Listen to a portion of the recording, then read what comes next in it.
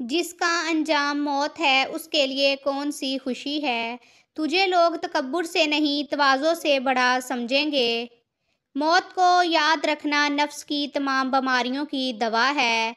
عاقل پہلے قلب سے پوچھتا ہے پھر منہ سے بولتا ہے۔ تیرا کام بتا دے گا تیرے دل میں کیا ہے۔ بے ضرورت مردوں کو بھی بازاروں میں نہیں جانا چاہیے۔ تنہا شخص محفوظ ہے اور ہر گناہ کی تکمیل سے دور ہوتا ہے۔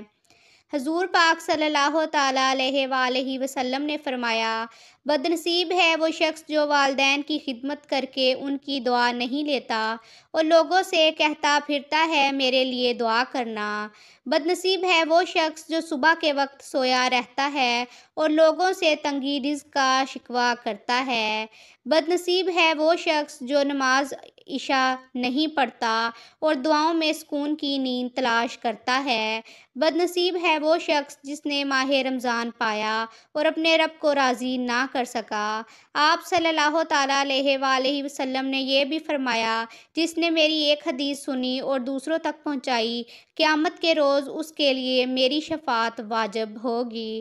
ویڈیو پسند آئے تو اسے لائک کریں، چینل کو سبسکرائب کریں۔ مزید ایسی ویڈیوز دیکھنے کے لیے ہمارے ساتھ جڑے رہیے۔ شکریہ۔